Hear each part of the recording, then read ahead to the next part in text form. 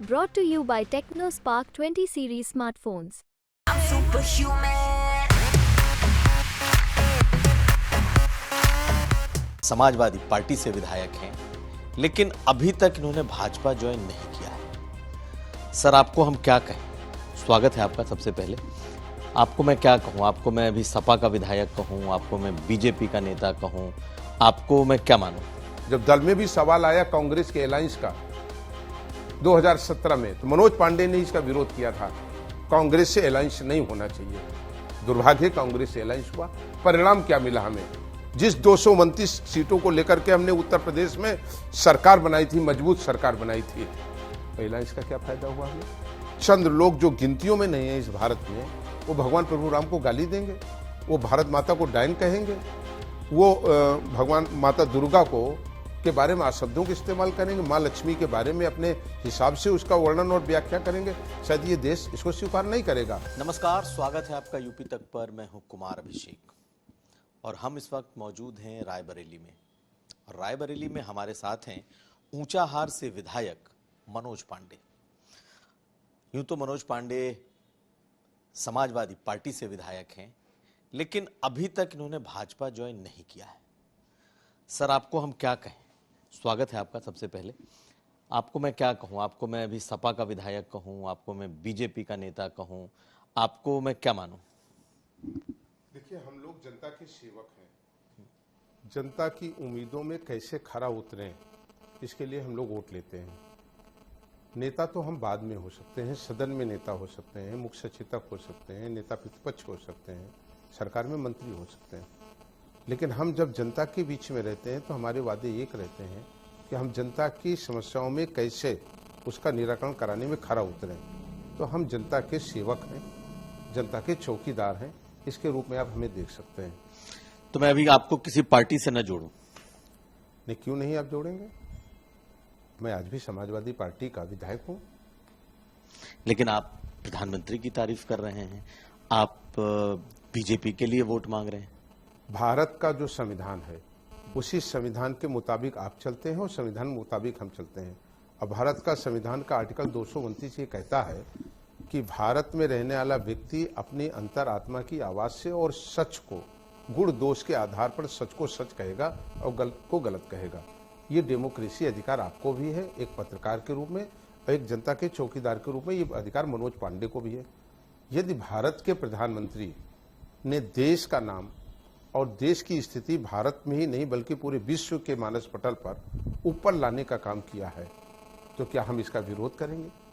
Covid जैसी महामारी में जब दुनिया के, विश्व के बहुत ताकतवर देशों ने घुटने टेक दिए और तमाम नेता वो अपने घरों में बिलों में दुबके थे, तो भारत के प्रधानमंत्री देश की 135 करोड़ जनता के साथ खड़े थे और न केवल वैक्सीन बल्कि उनको 2 जून का खाना कैसे मिले इसकी चिंता करने का काम भारत के प्रधानमंत्री ने किया। तो हम अगर आपके शब्दों में करें तो हम उनका विरोध करें तो ये हमसे नहीं हो पाएगा। नहीं, लेकिन ये एक विरोधाभास दिखता है ना। आप आज भी खुद को समाजवादी पार्टी का विधायक कह रहे हैं, लेकिन आप भाजपा का प्रचार कर रहे हैं। आप अगर जाएं इतिहास में तो भारत की ही पार्लियामेंट में जब जवाहरलाल नेहरू जी ने 3 बार इस पार्लियामेंट में टिप्पणी किया कि आज आदरणीय अटल बिहारी वाजपेयी जी लोकसभा में नहीं है और क्यों नहीं आए, आज हमें लोकसभा अच्छी नहीं लग रही है। और अगर आप उन तमाम इतिहासों को देखें तो वो कहते थे कि सत्ता में बैठे हुए व्यक्ति को सही रास्ता दिखाने का काम भी विपक्ष करता है और विपक्ष से तमाम चीजें हमें सीखने को मिलता है।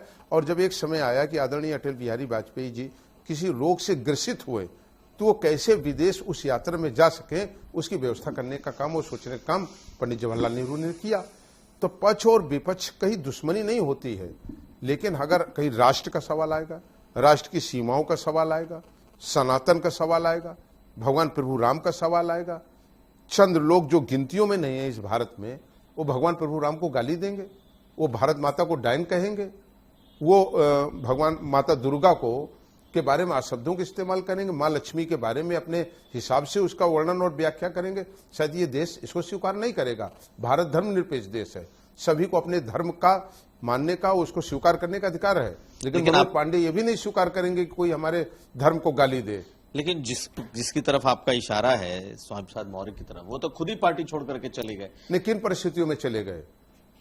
क्या जब लगातार वो रामचरितमानस की प्रतियां जला रहे थे तो हमारे पार्टी के नेता ने, जिनसे मैंने कई बार इस चीज को कहा, व्यक्तिगत रूप से कहा, और मैं उनका आदर करता हूं, सम्मान करता हूं, मैंने कई बार कहा मैंने कि इस पर रोक लगनी चाहिए। ये कैसे किसी को आप अधिकार दे देंगे कि वो रामचरितमानस को जलाने का काम करेगा और पार्टी का राष्ट्रीय महासचिव रहेगा और विधान परिषद से वो पार्टी की मेहरबानी से सदस्य रहेगा?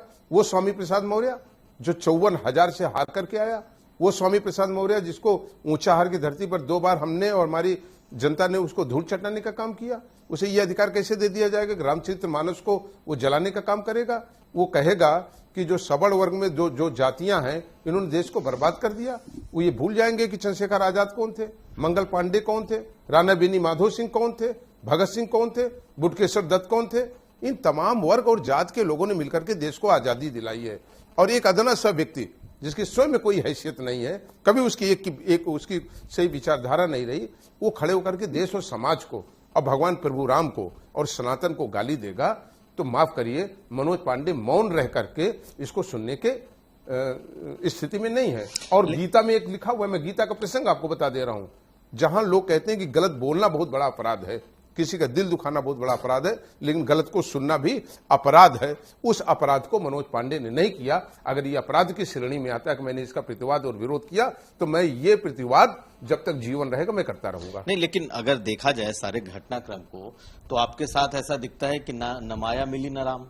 मैं इसलिए इस बात को कह रहा हूं कि आपने जब बीजेपी के समर्थन में एक तरीके से वोट कर दिया, आप एक तरीके से सपा से अलग ही हो गए। भले आप आज टेक्निकली समाजवादी पार्टी के साथ हैं, लेकिन चर्चा यही थी कि आप रायबरेली से बीजेपी के उम्मीदवार के तौर पर उतरेंगे, और समाज और बीजेपी ने आपको टिकट भी नहीं दिया। यहां तक कि बीजेपी के शीर्ष नेताओं से भी आपकी मुलाकात हुई, जो हमारी जानकारी है, अगर मैं गलत हूं तो आप उसको करेक्ट करिएगा।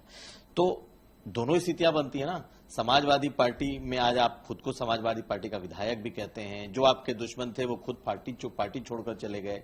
आप बीजेपी के तरफ आए भी, लेकिन बीजेपी ने आपको टिकट नहीं दिया। तो आपको तो, आपके साथ तो सबसे बड़ा धोखा होगा। देखिए, ये चर्चा तो आप ही शुरू करेंगे और इस चर्चा को बढ़ाने का भी काम आप करेंगे और स्पष्ट करने का भी काम आप करेंगे, क्योंकि आप भारत के लोकतंत्र के सबसे मजबूत स्तंभ है। हमारी आप पर कोई टिप्पणी करने की हैसियत नहीं है, हम आप सबका सम्मान करते हैं, लेकिन ये चर्चा मनोज पांडे ने कभी नहीं किया। और फिर मैं आपसे कह रहा हूं, जैसे पूरा देश आपकी तरफ आशा भरी निगाहों से देखता है कि जो कुमार अभिषेक दिखाएंगे, जो आज तक दिखाएगा, वो निश्चित रूप से सच ही दिखाएगा, वैसे ही जनता हम पर भी विश्वास करती है कि हमारे मनोज पांडे अपने सिद्धांत और विचारधाराओं से कभी समझौता नहीं करेंगे। राजनीति मनोज पांडे केवल पद और प्रतिष्ठा के लिए नहीं करते। आपने कहा कि ना राम मिली ना माया मिली।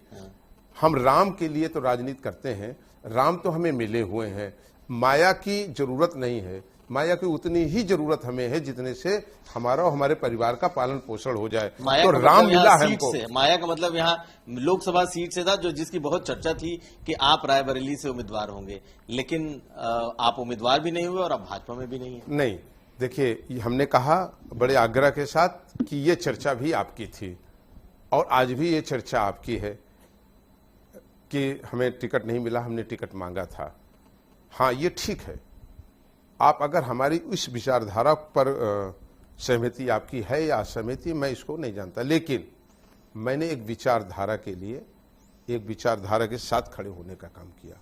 मैं फिर भी कह रहा हूं, हमारे जीवन का उद्देश्य है गरीब कमजोर की सेवा करना है। समाज के उस अंतिम पायदान पर खड़े हुए व्यक्ति को जो किन्हीं कारणों से अभी अपने अधिकार को पाने में छूट गया है। मनोज पांडे पूरे जीवन इसके लिए लड़ाई लड़ते रहे। जिस रायबरेली में आप बैठे हुए हैं, अगर आप आए होंगे तो सारस होटल पर आपको रानी झलकारी बाई की एक विशाल मूर्ति मिली होगी, वो भी लगाने का काम और ये सम्मान मनोज पांडे को मिला। सरदार वल्लभ भाई पटेल के अगर स्टेशन पर मूर्ति लगाने का काम हुआ तो मनोज पांडे को इसका काम मिला। बीरापासी द्वार बनवाने का सम्मान मिला तो मनोज पांडे को मिला।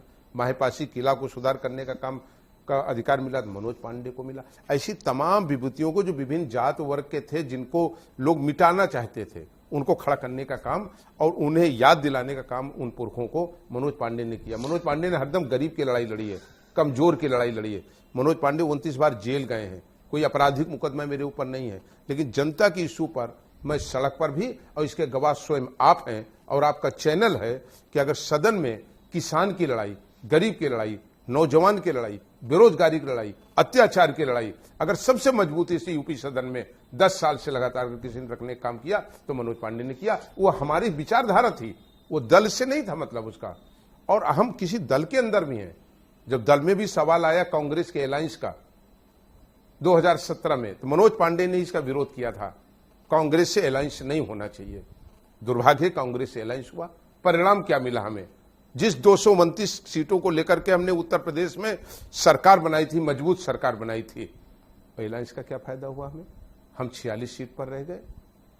तो अगर किसी अपने दल में रह करके एक अच्छे कार्यकर्ता के रूप में हमने सही सलाह दिया और हमारे नेता को ये स्वीकार ना हो, तो ये अपने नेता की विचारधारा, लेकिन एक कार्यकर्ता के नाते हमने सही लेकिन बात एक कही। चीज देखा गया कि आपके अखिलेश यादव से तो बड़े अच्छे संबंध थे। मुझे लगता है कि अगर किसी को से सलाह लेते थे तो मनोज पांडे हुआ करते थे। ऐसा अचानक से क्या हो गया कि अखिलेश यादव से आपके इतने ऐसे संबंध टूट गए कि आप बिल्कुल अलग ही हो गए?